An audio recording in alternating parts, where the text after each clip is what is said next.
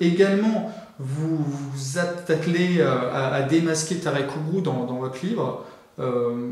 Tarek Oubrou qui a eu, j'ai fait dans mon livre, c'est Mère qui courtise l'islamisme, comme il était prédestiné à diriger la grande mosquée de Bordeaux, un portrait où je montre qu'il a radicalement changé de discours depuis qu'il veut cette grande mosquée, depuis qu'il est invité dans les médias surtout.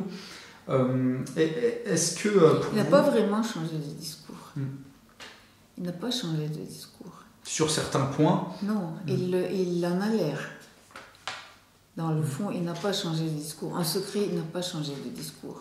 Quelques semaines après, ou quelques mois après les attentats de Charlie Hebdo, quand il a fait ses déclarations disant que parler du djihad pour convertir les mécréants était quelque chose contre l'islam, je ne me rappelle plus les termes exacts. Dans son prêche en 2015 que vous reproduisez dans le livre. Oui, je ne me souviens plus des termes exacts, mais l'essentiel c'est qu'il était contre, quoi. Or, quelques semaines après, il fait un sermon sur le djihad, où il parlait de plusieurs genres de djihad, et il disait le troisième genre de djihad est un djihad physique et une lutte, pas forcément physique, c'est-à-dire physique dans un sens et pas physique dans un autre, pas physique, c'est-à-dire avec des arguments, et physique c'est physique, quoi. Contre l'ennemi hostile que sont les koufars, mécréants, selon le vocable du Coran. Ça, je le cite. Et puis il continue. Il faut se mettre d'accord sur la notion des koufars ou kafirs. Je ne vais pas m'étaler parce que c'est complexe et compliqué. En tout cas, il s'agit immédiatement de gens qui ont vu le prophète, les miracles, ils ont vu la révélation, ils ont perçu l'aspect miraculeux du Coran et ils ont choisi de ne pas croire en connaissance de cause après qu'ils aient eu la preuve décisive. C'est une citation. Il cite le Coran. Et il le dit aussi en arabe. Ils ont été mécréants en connaissance de cause. Il le dit en insistant. Ils étaient conscients de leur infidélité et de leur incrédulité, continue-t-il. Là, il ouvre un mystère. Qui sont ces gens dont il parle, qui ont choisi de ne pas croire en connaissance de cause, etc. Premièrement, il dit ils ont vu les miracles. Mahomet ne faisait pas de miracles. Le hadith dit qu'il en faisait, la sira ou biographie de Mahomet dit qu'il en faisait, mais le Coran, qui est la parole d'Allah, dit que Mahomet ne faisait pas de miracles. Donc moi, je suis censée croire Allah plus que les gens qui ont raconté des traditions orales, que le hadith. D'un point de vue musulman, oui. Donc Mahomet ne faisait pas de miracles, Tarek Oubrou le sait, il connaît le Coran, donc ici il ment. Premier mensonge. Ils étaient conscients de leur infidélité et de leur incrédulité. Bien sûr, ils vont être incrédules si ils ont une autre religion. Vous ne pouvez pas reprocher à quelqu'un de ne pas vous croire, il est libre. Mais là, la question, c'est est-ce que Tarek Oubrou, quand il dit ils ont le droit de croire ou de ne pas croire, est-ce qu'il est honnête ou pas? Là, il dit que les koufars à combattre, ce sont ceux qui se sont séparés de Mahomet après qu'ils aient eu la preuve décisive. Ils ont été mécréants en connaissance de cause, ils étaient conscients de leur infidélité et de leur incrédulité. Allez voir le Coran. Le verset qu'il cite, ce verset dit « Ceux qui ont reçu la Bible ne se sont séparés, c'est-à-dire de Mahomet, qu'après qu'ils aient reçu la preuve décisive. » Donc ce que Tarek Oubrou appelle à combattre physiquement, et qu'il appelle koufar, ce sont les chrétiens et les juifs. Est-ce qu'il fait référence, je me fais un peu l'avocat du diable, à des groupes qui auraient préalablement attaqué les musulmans en disant c'est de la défense, ou vraiment il parle en général là, de tous les mécréants selon lui, donc tous les non-musulmans seraient une cible? Non, parce qu'il dit que c'est après qu'ils aient eu la preuve décisive, c'est-à-dire après qu'ils aient vu, dit-il, les miracles, etc. Or, il y avait des chrétiens et des juifs à la Mecque qui ont connu Mahomet, entre autres, il y avait Waraka ben Nawfal, le prêtre qui l'a encouragé au début, et quand Waraka ben Nawfal est mort, le hadith dit que l'inspiration de Mahomet est dit. Donc, oui, il parle des mécréants de cette époque-là. Obligatoirement. Il parle de ceux déjà, qui... c'est un problème. Oui, de ceux qui se sont séparés quand ils ont vu quelque chose. Or, le hadith parle de miracles à la Mecque. Et il y a eu déjà des révélations coraniques à la Mecque. Et c'est dès cette époque-là que chrétiens et juifs ont refusé Mahomet. Dès le début. Donc, parlant d'eux, Tariq Oubrou dit que ce sont eux qui sont à combattre. Ceux qui ont reçu la Bible ne se sont séparés de Mahomet qu'après qu'ils aient eu la preuve décisive. Dans tous les cas, quel que soit le moment dont il est question, il vous dit, ce verset parle des gens de la Bible, donc des chrétiens et des juifs. Il ne parle pas de quelqu'un d'autre, il ne parle pas même d'une période donnée. Donc quand Tariq Oubrou vous dit que les koufars sont des gens qui ont vu le prophète, les miracles, ils ont vu la révélation, ils ont perçu l'aspect miraculeux, etc. Donc, il veut parler des chrétiens et des juifs, mais il ne les nomme pas. Donc, il n'a pas changé de langage.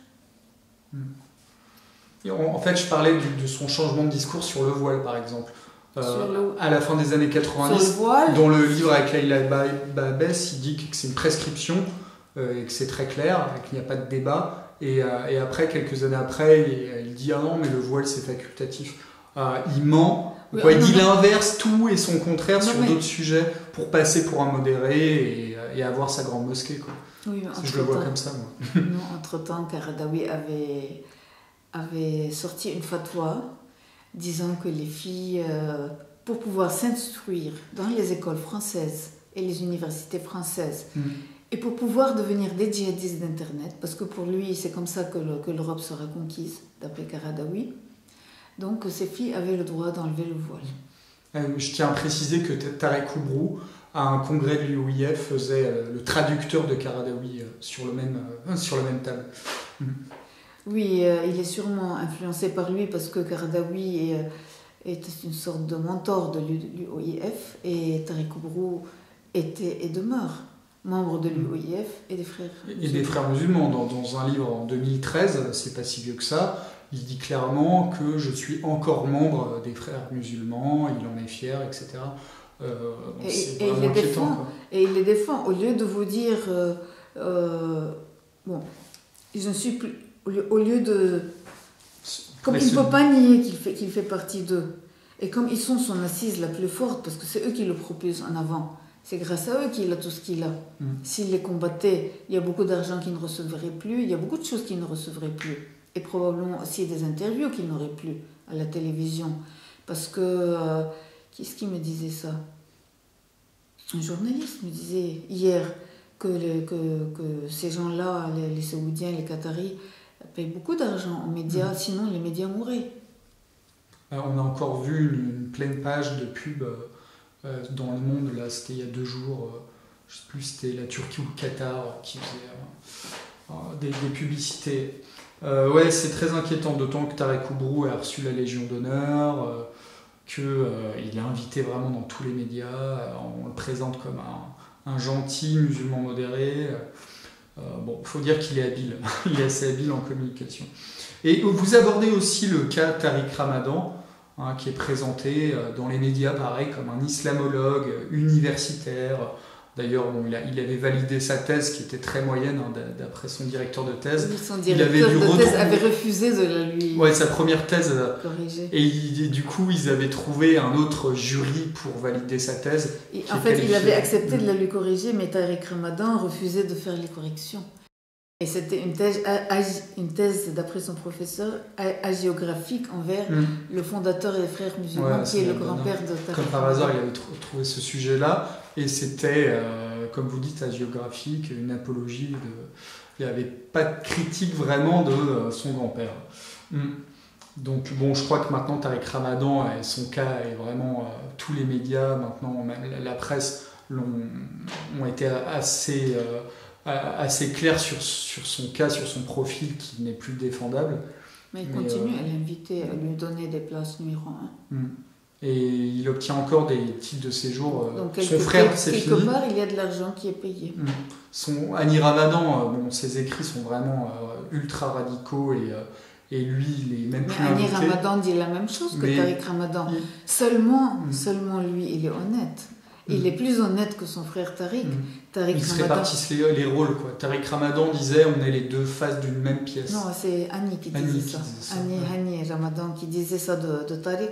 Mais en fait, vous savez, Tariq Ramadan vous dit que qu'il ne faut pas tuer, qu'il ne faut pas lapider, qu'il a demandé un moratoire contre la lapidation, contre les châtiments corporels. Bon, je veux bien, passons.